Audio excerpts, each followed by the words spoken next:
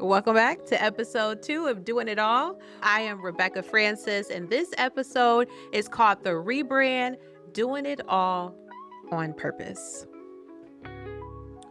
This is for the person who is tired of surviving and the schedule is just scheduling, and you are ready to start shaping the season that you're in. It's one thing to go through the season and just hope for the best. It is another thing when you schedule that season out, seek God's approval for alignment, and just go kill it and feel proud of yourself and embrace the season of mistakes and the season of pivoting.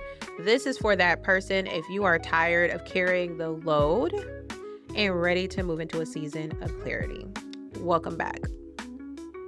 This episode is a little personal for me because when I started thinking about doing it all, I was super excited about telling everybody, we can do it, y'all. We got this. And that was originally the vision of this podcast. But when I started to think through what it meant for me to get everything done, I'm like, wait a minute, I need to rebrand my life a little bit. I went down an excursion of identifying what it means to rebrand your life. We hear rebrands of businesses, relaunches, marketing your new brand. But in this case, I was looking to rebrand who Rebecca Francis was and how she showed up in the world. Here's the thing.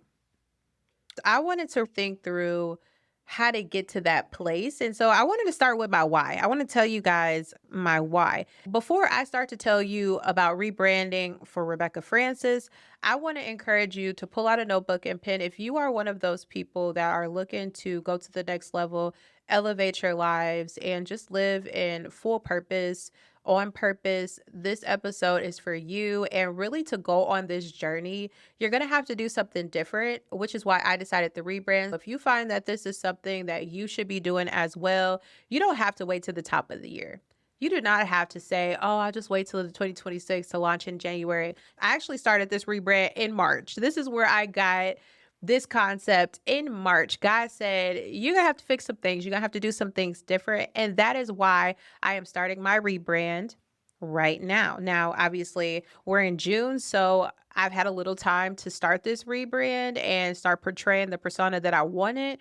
However, if I just started in March, I am just getting started. You have plenty of time to get that note paper out, get that notebook out, and begin with me. The first thing that I started with is my why. Why do you want to rebrand? And I want to read to you my exact quotes because I think it's really key for you to hear the place that I was in March. I want to feel in mental control of my life. I want to feel whole. I am done with anxiety from the hamster wheel, and I am ready for structure that supports me looking and feeling good inside and out. That is my transparency on this episode. That was my why. I did not want to feel like I was always on a hamster wheel. The first episode I told you guys, and feel free if you have not heard that, I'll link that in this one for you to go back and check it out. But I have so many things on my plate. If you're going at the speed of lightning every day, it feels like you're on a hamster wheel. That hamster wheel for me was rough. And I just made up at 34 years old that I am not going to be on a hamster wheel anymore. It causes anxiety. I don't even struggle with anxiety. It's not something that I've ever struggled with in the past, but I'm struggling with it now because I don't have boundaries. I don't know how to say, I can't do that today. I'm sorry. I don't have a true schedule for what my day looks like. Yes, I have a schedule on my calendar for work, but even scheduling my time to have joy, have fun, has to be intentional. And so when I was thinking through my why, I was like, what is it that you want to feel? What is it that you want to do? So ask yourself that question. Whatever you're grappling with, because my struggle is going to be very different than your struggle. Whatever that is, you're going to have to be really honest and transparent with yourself. And you're going to have to say, what is it that I'm really struggling with? How am I showing up right now? And what is prohibiting me from living the life that I truly want to live? Because you're going to have to get really bold. And like we talked about before, you're going to have to get some audacity for yourself. You're going to have to get a whole lot of audacity for yourself. You're going to have to choose. You're going to have to choose to do some things very different. After I've done that, now I need to define some goals. I'm going to tell you my goals, but put One, two, three on your paper for goals, we're going to define what these goals look like. They have to be something that we can obtain.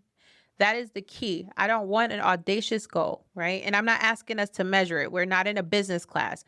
We just want right now to think through what are our goals.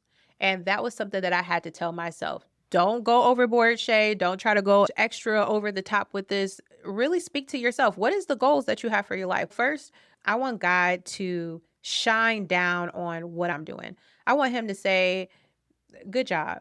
I am doing what he asked me to do. And so I want to get in alignment with God. And I also want to get my thoughts in order so that I can align the thoughts with the goals that I have on paper. You have to seek God and then get direction and clarity and then move forward. And so that is where I would say getting in alignment was my first goal because I didn't feel like I was aligned. And that's probably why in the first episode, when I said I was a little triggered by when the person said to me, you do a lot of things, because they were right.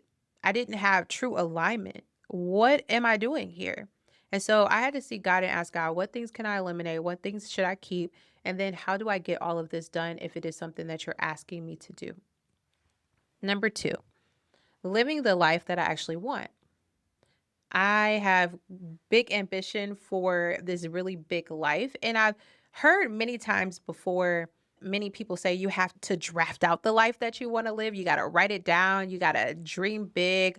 They have mind movies. If you've never heard of a mind movie, please look it up. This idea of your life in your head, on paper, in a movie with music attached to it, and then psychologically live out that vision. And that is where I am. I want to live the life that I want to live. For example, there are financial goals that I have. And so it's one thing to say, I want to be this by this time. It's another thing to look and break down, how do I get there? And so that's just one aspect of life. It could be also, I want to be healthy, not just healthy in working out, but I want to be healthy in how I eat. What does it mean to live the life that you want? I also have other desires for business and I want to finish law school so that I can move on with my next career. There's so many goals that I have, but if I don't write them down and identify what the life is that I really want, how do I get there? I haven't even spent time to imagine it and to think through it and then say, okay, step by step. So catch this, we are doing it all. We are going to do it all, but you're going to have to step it out. There's a process to getting to where you want to go. You can't just leap there once you say it. And so if you don't know where you're going through imagining it first, there is no true way to step it out. You can't make steps to something that you're unaware of. And then the last one is evolving with accountability. I have taken the steps to use my planner daily. So on Sundays, I map out my accountability. What am I doing at 5:30? I am waking up and I have not mastered that in the past month. And that's why this is a journey. Keep that in mind. If you don't get it all perfect right away, 5:30 to 6:30, what am I doing? From 6:30 to 7:30, what am I doing? 30-minute block. Give yourself some rest. Don't burn yourself out. Those are the things that I've done until the end of the day. When I say the end of the day, if you know that you had a busy day, schedule some time for joy, things that make you feel happy. For instance, when my kids go to sleep, I have a guilty pleasure of wanting to look at other people's TikToks and get inspiration or look at other people's YouTubes and get inspiration. Number three is the words that guide my rebrand and your rebrand. 3 words. Add 1, 2, 3 to your paper that guides your rebrand.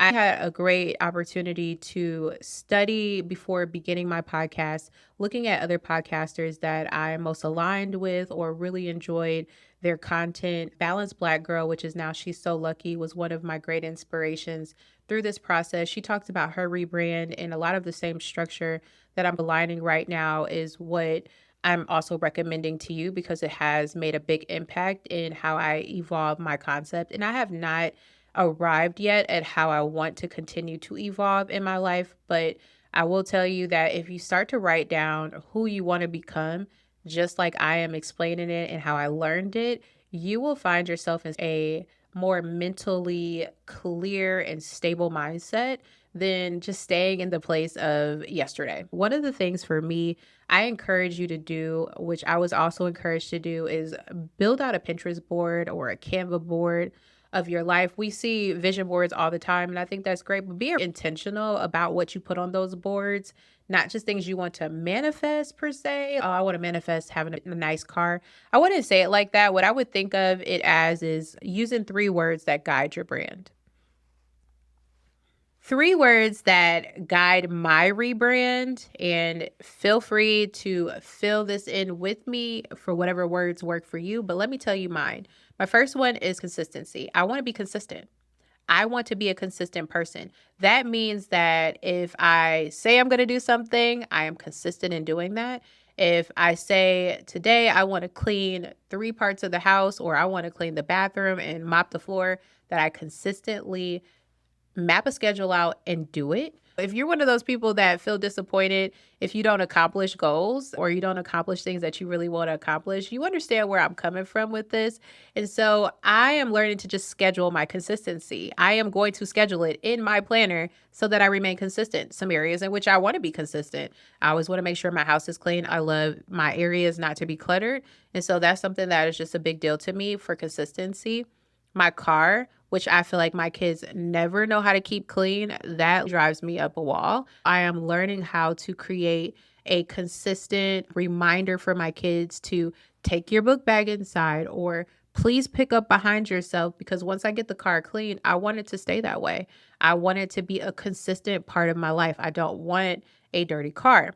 Those are just a few things. I want my thoughts to stay clean. I read my word and dive into getting that conviction from the Bible so that I understand how to show up in the way that God wants me to show up. I want my attitude to be positive.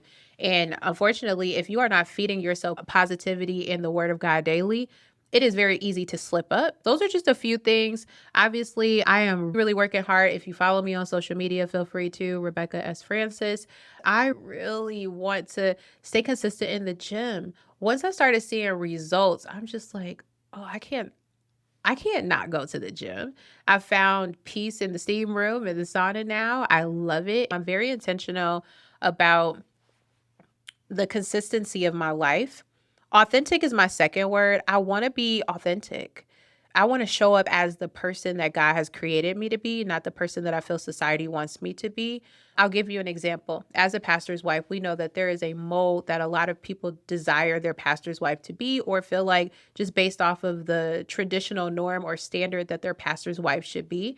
I don't want to live that life. I want to live the life that people see me as, and I want people to know that's just my pastor's wife. For instance, I love strategy development. I am not the pastor's wife that will ever lay hands on you and pray for you, but I would throw a killer event and make sure that the church has some structure, organization, build capacity, and encourage and inspire other people to do the same. That's how God has created me.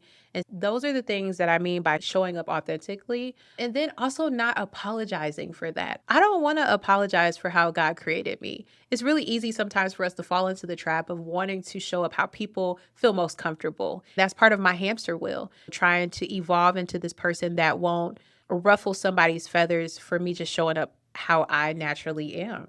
And if you show up in a way that is excellent, or you show up in a way that may feel bigger or too big for some people, you just have to find your tribe. You got to find your space. You got to be authentic. You got to be the person that God created you to be. If not, you're never going to be happy. I found myself in a place where I wasn't happy. I wasn't happy because I was trying to evolve into something that made other people feel comfortable.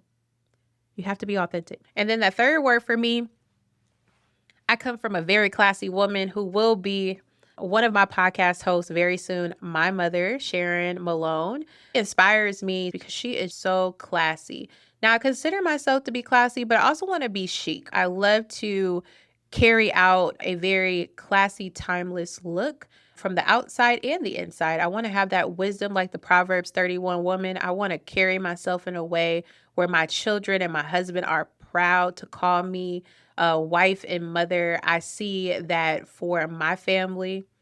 I'm so proud of my mom. I'm so thankful for her, because if it was not for her raising us to be who we are, I don't even know that it would be a desire of mine, because I don't know that I would have imagine that persona. As I grow into being a mother and a wife, I realize that there are just some things that God is pleased with, but also makes you feel good when your kids are excited. If they're just excited for you to show up, that is a vibe. When your husband smiles when he walks through the door or feels proud when you show up to the same space as him and he knows that you got his back, that is what I'm looking to do. And it makes perfect sense for that Proverbs 31 woman. She can do a lot. She is doing it all. And there is a certain grace and class that God has to give you so that you can get to that place. I am very grateful for the Proverbs 31 woman that God gave me. And I am super excited to invite her onto an episode to talk about how God has planted her on this earth and how she is authentically showing up as herself. Those are my 3 guiding words right now for my rebrand: consistent, authentic, and classy. What are yours? Number 4 are our core habits and our systems. When we're talking about this rebrand and we're showing up authentic as ourselves and who we want to be, we got to have some core habits and systems. I'm working on calendar mapping. You're mapping out your day, your goals, and your actions. That is it. Very simple, but a hard task to do because it actually requires you to have to think through your day. It requires you to have to imagine the day before it happens. And it also requires you to have to be accountable for what you say you're going to do. Here's one thing that I've learned. If I do not map my day, the day's not going well. I'm going to be all over the place because I'm multi-passionate. So I'm going to jump from 50,000 things today because I don't have one core focus. For instance, today when I decided to film this podcast, I am not doing anything else. My brain went 5 different ways today. Focus. What is your goals for today? I wanted to film my podcast today. So that is what I'm doing. That is the mindset you're going to have to get as a multi-passionate person that wants to do it all. Because the problem is that we will say we want to do it all and we will really go try to do it all in one day. That's where the hamster wheel comes from. That's where the anxiety comes from. We're not doing it. We're staying focused. We're staying anchored. We're staying grounded. What are those anchor habits? It is very key to not allow your mind to scroll on social media for mindless moments because that messes up productivity. It only takes one drama clip or one political storm for you to be knocked off your square for the rest of the day. I don't know if you've ever tried this, but if you haven't, I encourage you to try it. Try consuming something that stresses you out. Try consuming an argument amongst 2 people. Try consuming somebody's life that you feel is better than yours. Try consuming something that is a trauma or a childhood trigger and tell me how your day ends. Will you be as productive for the day if you consume those things? 9 times out of 10, you're going to say no. That's what I experience. I am now just learning at 34 that I have to protect my ears and my eyes. I've learned that social media is a massive tool of distraction if I'm scrolling all day. Now, don't get me wrong. If I schedule it into my day for my time of joy, that makes me happy. I love to scroll and learn new things from new people. That is a favorite of mine. I am a consumer of knowledge. I am a lifelong learner because, again, if you're a multi-passionate person, that's 9 times out of 10 what kind of person you are. You love to learn and do a lot of things, and that's great. However, you're going to have to limit that so that you're productive. Keeping that in mind, you're going to have some anchored habits and be careful with what you do with that time. If you're not scrolling, what are you replacing that with? For instance, I want to study for law school. Since I'm studying for my LSAT, 2 hours of my day, I'm sure could have easily went to scrolling. I'm drilling for 2 hours. I am going to get on my computer and I am going to take practice test. I promise you, the way that you feel once you accomplish things on your task list, instead of spending it on scrolling, it is going to be a game changer for you. Lastly, with my core habits and systems, time with God daily is key. I have a load of peace when I spend time with God. And that's quiet time with God, quiet time, spending time where I am just silent and seeking God for his direction, asking God what he has for my life next. I would really encourage you to do a monthly check-in with yourself. If you are a book reader and you're looking for an additional book to add to your list, I would add the 12-week year. They have a great format for how you do monthly check-ins and track your progress. And you get to do like a percentage each month. Oh, I finished 80% of my to-do list or my action items. Challenge yourself to track, did you say what you were going to do this month? Did you track what you said you would do for the day? And then if you didn't, carry that over. You have to figure out where to get that done. But also being okay if you don't finish everything, not putting yourself back on that hamster wheel, but holding yourself accountable. Next, I really want to focus on rebranding your time, your energy, and your budget. Here's why. If you do a time audit, will you be 100% productive? That's a good question for yourself. I decided to do a time audit of how am I using my time. I had to look and see what's the earliest I can wake up. I am not a 4 a.m. girly, so I won't be able to do that. But 5:30 was a good goal. I was finding that I was waking myself up at 6 in the morning. I've also learned that if you take the time to train your brain to wake up at certain times, let's think about it this way. Are you going to miss your flight if you know that you have to be at the airport by 5 in the morning because you just can't wake up in the morning? Most people are going to say, no, I'm going to get up. You have to train yourself the same way for your success. And so that's what I've been challenging myself to do. And I challenge you as well to really join me on a time audit. If you're a multi-passionate person trying to do it all, you will realize that if you are sleeping past 5 a.m. or 5:30 a.m., you're missing 2 hours of your day. My morning time has to be very structured and scheduled. So I've done this time audit and I identify where my gaps are or the areas in which I need to fix or grow in. Then I'm able to realign or reestablish how I want to show up for the day. And that's what I mean by energy. One of the things I recommend is diving into what drains you so that you have a protection of energy and also how you can use it better. Give yourself permission to pursue the budget and the life that you really want to. It's going to take discipline. It's going to take time and energy. And that's why I have this one as time, energy, and an audit of that. For you to really get to the place that you want to, you're going to have to audit what you're currently doing. Be honest about that audit and then fix it. So what did I do in this process? Again, I took an inventory of the time in which I spend currently right now. And then I started to identify what things drain me, what things wear me out, what things are a waste of my day and time because I need to get that time back. The only way that I can do that is if I have a fair assessment of what I'm doing and then give myself permission to pursue the things that I really want to pursue. Because budget is going to be key for me to live out the life that I really want to live. You have to schedule those times into your budget so that you know monthly what you're doing and how you schedule that joy. The last one or the last two that I would say is experimenting with your persona. Who do you want to be? You may have to study the persona. You may have to go identify with where you want to go and build that out for yourself before you embody it. You can't embody something you've never done or been. So you have to play around with it. You have to experiment. I did this with the gym day. I just started going to the gym all the time. Now it really is who I am. I love going to the gym. Some days at 10 at night, I'll just go sit in the steam room before I go to bed.